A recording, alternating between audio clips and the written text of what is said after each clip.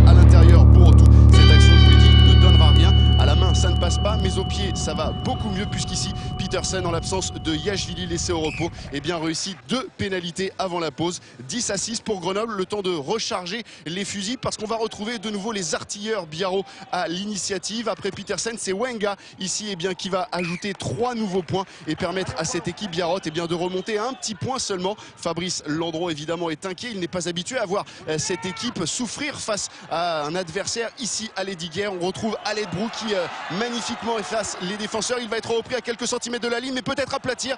Eh bien non, Monsieur Péchambert ne sollicitera même pas l'arbitrage vidéo parce qu'on va le voir. Et Monsieur Péchambert était très bien placé. Aledbrou ici ne va pas pouvoir aplatir. Il n'y aura pas de pression verticale du ballon sur le sol. Partie remise seulement pour cette équipe biarrote qui vraiment a donné du fil à retordre à cette équipe grenobloise. En mêlée notamment, l'introduction ici est pour Grenoble, mais l'effort il est biarro, l'effort il est de cette équipe basque qui va tout donner, qui va tenter d'aller au maximum dans cette avancée et finalement eh bien, elle est récompensée cette équipe biarrote par cet essai de pénalité accordé par Monsieur Péchambert. Tout va beaucoup mieux pour cette équipe alors de Biarritz qui mène 19-13 après la transformation. On joue depuis 76 minutes, il reste très peu de temps donc à Grenoble pour tenter de faire basculer encore une fois la rencontre et finalement Fabien Alexandre ici inscrit au nez et à la barbe de la défense l'essai de la victoire peut-être pour Grenoble parce que derrière eh bien, cette équipe grenobloise va reprendre l'avantage. Il faut tout d'abord que James Hart réussisse la transformation et c'est fait. Le match bascule alors une nouvelle fois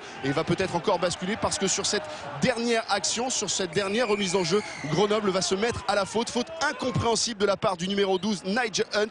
En cas de récupération de cette balle, c'était pratiquement la fin du match, mais Nigel Hunt, vous le voyez ici à droite, empêche Molcar de monter en défense. Pénalité donc accordée à Monsieur Péchambert et ici Dan Wenga eh bien, à la balle de match. C'est une victoire que le demi d'ouverture et le buteur biarro a au bout du pied. Lesdiguières alors retient son souffle. Et cette pénalité, elle passe. Énorme exploit de Biarritz qui l'emporte donc 22-20. 4e victoire de la saison seulement pour le club basque, mais la 2e à l'extérieur pour des biarros décomplexés et enfin récompensés de leurs efforts. Serge Blanco dans le vestiaire a tenu évidemment à féliciter tous ses joueurs. Il pense déjà au derby basque. La fierté a fait que les garçons ont montré qu'ils aimaient ce maillot, même si on se dirige vers une route qu'on ne désire pas, mais bon. Après, on va préparer notre petit derby et on va se faire un point d'honneur, bien sûr, au moins d'essayer de le gagner, de démontrer que notre place, si elle doit être dans une autre division, et qu'au moins les gens nous regrettent et nous félicitent par rapport à ce qu'on fera sur cette fin de saison. Une belle performance pour Biarritz. Le derby, il en parlait, ce sera dimanche prochain sur Canal Plus Sport à 15h. On va évidemment revenir sur les Grenoblois. Un coup d'arrêt pour Grenoble. Yann Chabenat, est-ce qu'on s'en inquiétait déjà dans les couloirs de Lesdiguières ? Cette défaite finalement elle n'a pas surpris tant que cela les joueurs ni Fabrice Landreau. Il y a eu de gros efforts de fournis pour battre Clermont. Il y a eu de gros efforts également pour venir à bout de Toulon et de Perpignan. Depuis cette équipe de Grenoble eh bien, semble un petit peu dans le dur, un petit peu fatiguée. Alors on ne s'est pas caché derrière cette excuse, mais regardez les joueurs évidemment tristes et plein de questions. Pourquoi la Lanterne Rouge a réussi aujourd'hui à faire balbutier cette équipe grenobloise que l'on n'a pas retrouvée à son meilleur niveau. La course au barrage n'est pas perdue, mais il y a un petit coup d'arrêt c'est sûr pour Fabrice Landreau. Il n'y a pas de remise en question. La remise en question, elle n'y est pas. Aujourd'hui, on s'est mis à l'abri au niveau du classement, mais c'est vrai que le fait de jouer, d'essayer d'être dans les 6, de suivre le peloton des gros calibres, c'était très excitant. Et c'est quelque chose, on s'est donné les moyens d'y arriver. C'est dommage que ce soir, on gâche des munitions comme ça, stupidement. C'est surtout ça. Moi, après, j'ai pas de colère. Moi, je joue pas. C'est pas, voilà, je suis pas sur le terrain. Moi, j'essaie d'insuffler, de dire, voilà, il y a une part de rêve qu'il faut aller chercher. Pas de remise en question, mais un coup d'arrêt, oui, puisque c'est la première défaite de la saison à domicile pour Grenoble. La stat mérite d'être reprise. Un faux pas donc pour Grenoble qu'a fait le Racing Métro, autre prétendant aux phases finales dans ce top 14. Le Racing qui jouait sur la pelouse de l'Union à Bordeaux-Bègles cet après-midi. Le Racing qui n'est toujours pas dans les clous, 8e. Son entraîneur, Laurent Travers, déclarait d'ailleurs cette semaine que chaque match d'ici cette fin de saison régulière serait une finale. Il en reste donc 7 de finale Guillaume Garrigue. Et évidemment, il n'y a plus de points à perdre pour les Racingmen.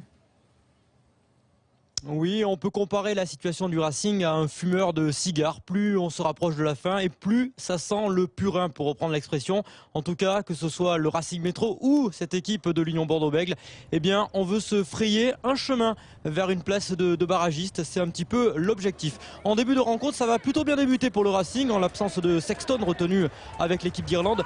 Benjamin Dambiel ouvre le score, 3-0 après 2 minutes pour le Racing. Mais l'équipe du Racing va être rattrapée par ses démons, à savoir des problèmes dans le secteur de la mêlée fermée sur cette introduction. La pression de Bordeaux qui va mettre à la faute les avants du Racing sous les yeux de l'arbitre qui n'hésite pas une seconde. Le buteur maison Bernard va égaliser et va répondre à Dambiel. 3 partout. Le match est plutôt équilibré, mais c'est Bordeaux qui, comme depuis le début de la saison, eh bien, joue décomplexé, joue les ballons de récupération, les contre-attaques. Un plaquage de Taleboula, ça profite à Domvo qui va accélérer, qui n'a plus qu'à courir pour marquer le premier essai de cette rencontre. Un essai en contre de Bordeaux grâce à un très bon travail défensif du Fidjien Taleboula, que vous allez voir, il plaque Adrien Planté. Et puis ce jeune espoir Domvo, l'arrière de l'Union Bordeaux-Bègles, qui inscrit là son 2e essai personnel cette saison. Un essai qui sera transformé et qui permet à Bordeaux-Bègles de mener 13-3 après 21 minutes. Le Racing essaye de jouer mais perd des ballons et s'expose à des contres avec cette attaque. Le 3/4 centre Lacroix qui va donner à Le Bourris qui va cadrer pour Taleboula qui va aplatir, mais c'est un petit peu juste. Arbitrage vidéo et vous le voyez, Taleboula, ça se joue à quelques centimètres, passe le pied en touche. L'essai sera donc refusé. Alerte pour le Racing Métro qui n'arrive pas à installer son rugby, qui n'arrive pas à jouer et qui va même faire des fautes. La conquête de Bordeaux est très propre, à l'image de cette prise en touche. Eni Adams voit un petit trou, il passe par le sol. L'arbitre qui signale une faute, ça plaît aux entraîneurs Vincent Etcheto et Régisson. Et Bernard, eh bien, lui continue son récital. 16-3. L'équipe du Racing n'a pas trop de solutions face à un des meilleurs artilleurs de la saison. Alors le Racing ne se complique pas dans ce match d'hiver, dans ce match un petit peu fermé. Va se contenter de multiplier les charges avec les avants. Kouvou puis Virgile Lacombe qui va même obtenir une pénalité dans le camp de l'Union Bordeaux-Bègles.